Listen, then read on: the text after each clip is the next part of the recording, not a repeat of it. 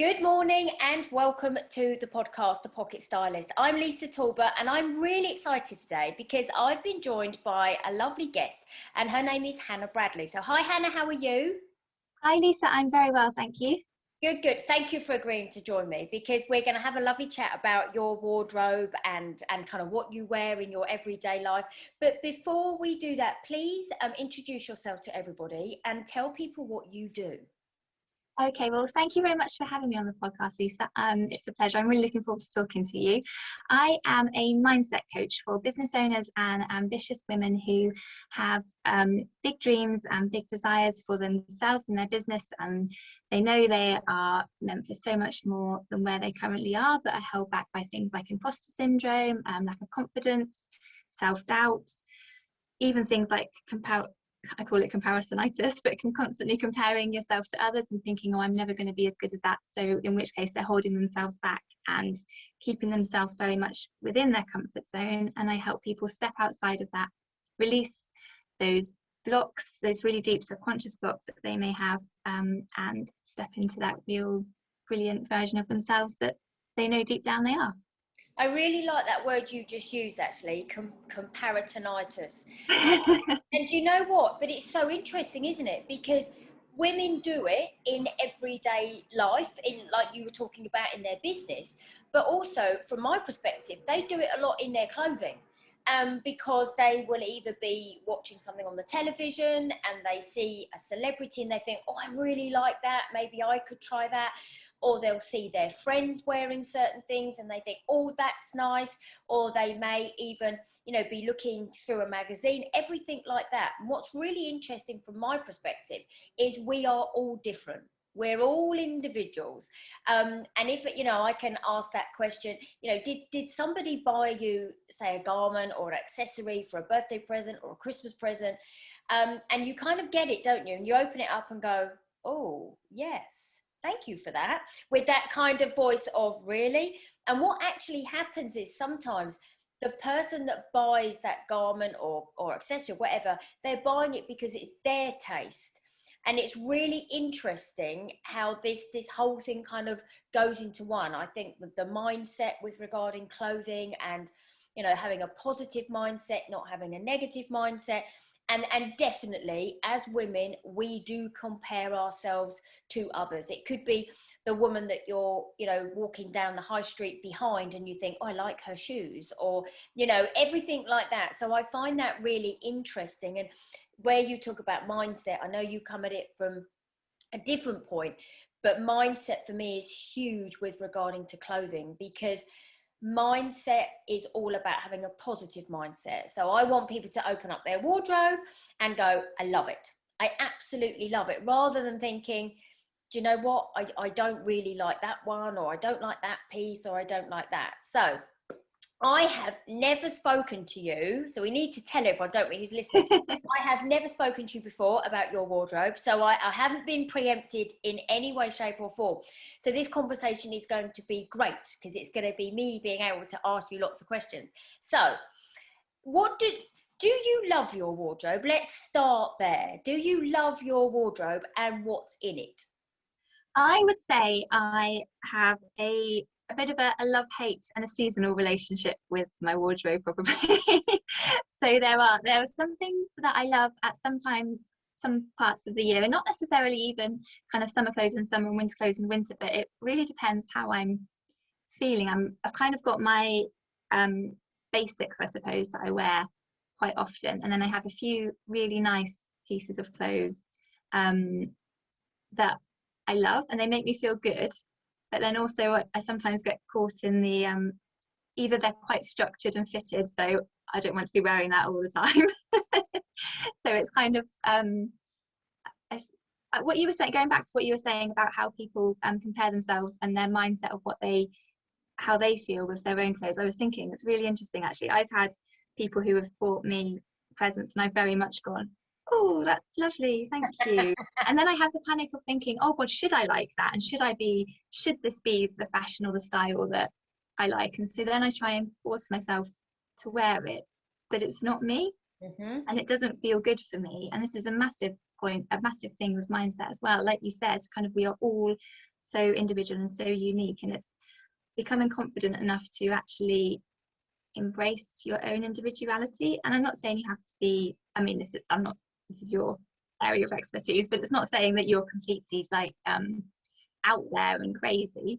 But some people, there's some trends, aren't there, that are wonderful, look wonderful and amazing on some people, but if I wore them, I would feel so conscious and so uncomfortable. Yeah, and that's really interesting because, you know, people say when they work with a stylist, first of all, are they going to end up looking like the stylist? Because does that stylist have like a one-track mind, which is completely not at all. And also, they're always really worried that working with a stylist, they're not going to be who they are at the end of it, that the stylist is going to make something of them that they're not. And it's really interesting because the stylist's job is to help, inspire, encourage, motivate, and guide and educate as well. So it's very much about working, like we've just said, with the individual, so that the individual feels comfortable at the end of whichever consultation the client decides to take. And what's really interesting is, yes, our job is definitely to open up the world of retailers or online retailers, or maybe how to put an outfit together slightly differently. Our job is to push the boundaries a little bit, but not so far you push the boundary out that the person, you know, waits till you've left the room or you finish the consultation and changes everything back. That's not our job. Our job is to make that client feel comfortable and move it slightly. So you talked then as well, you spoke about structure. And it sounds like, so if you like kind of structure and a little bit more rigidity, it could mean that you fall more into kind of a classic personality where you like a bit more traditional, you like a bit more structure, the heritage, all that type of thing. But you can do that in a way, definitely, if you want to, you can use a denser fabric and really create structure. But then you said, I don't want to wear that all the time. And so then you can flip on, you can create formality in an unstructured way, which potentially will help you when you're not wanting to go too structured. So do you keep, do you have, I've got so many questions, I couldn't get them out quick enough. Do you have a work wardrobe and kind of a casual wardrobe, or do you tend to morph both in together? How does your wardrobe work? So it used to be more work and casual when I was working in an office. So, and that's, I suppose that's where my love, I guess, of kind of the more corporate structured clothes, nice shoes, dresses, tailored trousers, that kind of things come from. But then now being at home, I spend a lot of time sat down in front of it, which I suppose I did in an office as well, but it's different. And I'm at home, so I'm in a more relaxed environment, and I like to look, I mean, I know I've only got a t-shirt on today, but you kind of want to create that respectable image on the top half, and I don't want to fall into that the bracket of wearing the pajamas on the bottom. I have before, but I know I don't do it all the time, definitely. But it's finding that I suppose I have probably got more smart, the balance, where I'm still comfortable, and even if it is I have a nice top on, but then more slightly less smart but comfortable bottoms. I mean, at the moment I've got some really nice, I would say they're probably smartish, but they're very relaxed cotton, kind of wide leg, 3/4 length trousers, free pants. I'm not really sure what you'd call them, that kind of a thing. And so they're not leggings. Interesting, isn't it, though, how because of what's obviously gone on over the past year, a lot of people's wardrobes has done a complete 360, as in, you know, whereas before it was almost like if you were working from, you know, in an office environment, you were like 5 days office wear and then 2 days casual, whereas a lot of it now is because the whole work ethos has changed, whether you work for yourself or you work for somebody else, the ethos has changed, and actually unless you wear a uniform, it's reverted right to this whole casual environment, which is, you're absolutely right, you know. And I know clients that literally still every day they got up, they dressed as if they were going to work, even though they were sat in front of a screen or anything like that. So Yeah. do you find then, obviously because of the role that you do as well, you don't need to look and don't want to look too structured, otherwise your clients won't necessarily open up to you anyway, because they'll see you as too official. So the clothing that you wear, whether it be, you can still go formal in a structured way, but your fabrics can change to create a softer appearance. Do you find now that the clothes that you used to wear in an office environment, do you almost feel now they're a bit redundant in the role that you do now? Yes, definitely. Yeah, I do. And it is, like you said, it's finding that balance. And for me, again, from a mindset point of view, and I know it's similar for a lot of people, like you were saying about people still getting up and still putting their work clothes on, putting the makeup on and doing their hair, like it's getting into that space Yeah. where you're feeling, right, I've got a job to do here, I'm at work. Because it's very easy when you're at home to just wear your pajamas and not worry about it. And I think there's, which some people do, and I know it's completely fine, but for me personally, and I know a lot of other people, you will almost need to make that effort and make that a little bit more of a thing about kind of getting ready. I feel better then. I know that then I feel like I'm almost have a bit more credibility behind me as well, because I am being professional. I'm making an effort for my clients, and although, like you say, I'm not wearing a blazer and tailored trousers and stuff, I would be wearing a nice top. I would have put some makeup on, I've done my hair, and it's me they're making an effort to come on a call with me, and I'm making an effort to be as professional as I can, but like you say, equally as approachable and friendly, I suppose. Yeah. Welcome, yeah. You're absolutely right, because those first 7 seconds of anybody meeting us, whether we are meeting somebody in a supermarket, whether you're meeting somebody in a coffee shop, or you're going to a business meeting, that 7 seconds is so important, because someone will make a decision on whether you are friendly or whether you're approachable purely by what you're wearing. And that's why sometimes those fabrics that we use can create that softer look. So I kind of have to ask you the question then, where you kind of nodded and said, yes, some of those clothes now are redundant. Are they still sat in your wardrobe? Yes. Yeah. They are. Yeah.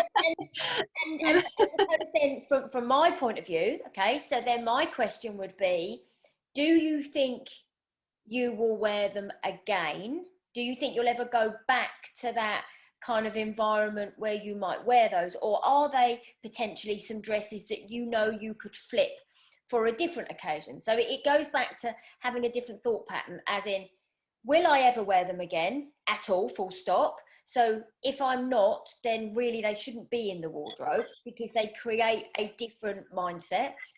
If you think, actually, do you know what, I might not wear them for work or seeing a client, but that dress could look nice if I changed it with some jewelry or accessories for maybe a wedding, or it would look lovely for, I don't know, a more formal meal if I'm going out. Are you at that point, or have you ever thought about that with those items? I have, and I have actually done that. So I've got a couple of dresses in particular, exactly like you said, that are very plain and simple, kind of very nice, almost classic dresses. Yeah. That Like an I've LK worn in Bennett the office, type, but they are, sorry? a bit like an LK Bennett type of dress. Yes, exactly that kind of thing, yes.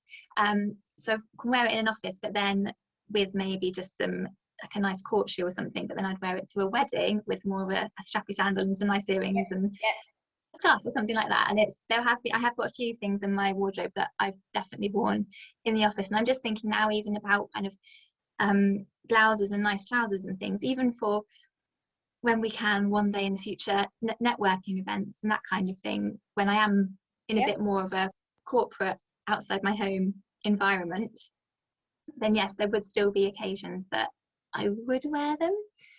So I'm not sure if I'm at the level, I'm not sure I'm quite ready yet to get rid of them, but you have made me think maybe I should go and have a look, because I'm sure there's things in there that I'm not thinking about that I'll look at and be like, God, I'm never going to wear that now. Yeah, and do you know what really is really interesting? What we spoke about, the job of a stylist and what we're there to do. We're also there to ask the questions, and not a question in a bad way, but just to make you think. So, you know what, we've done this as a podcast, you know, and you've kindly come on as a guest. And what's really interesting, I really hope that after we finish, you kind of think, wow, do you know, I might go and have a look at those dresses, or actually, you know, that type of thing, because a stylist's job is to be thought-provoking. It is, you know. So would you say your wardrobe has more workwear, or are you almost a bit of a split now? So you're kind of more casual and kind of the workwear. So I suppose the question is as well is, does your wardrobe now work for you well in the role you do, and obviously the fact that you're at home? I would say on the whole, yes, it does. I would say it's probably quite evenly split, perhaps slightly more casual than workwear.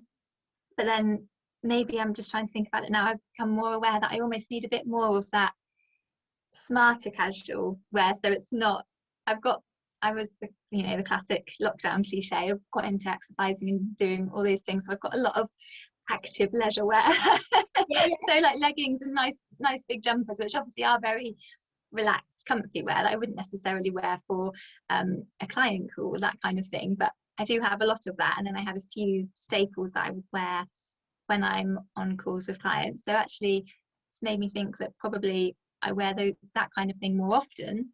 So maybe there is a bit of a balance or swap around I can do somewhere between.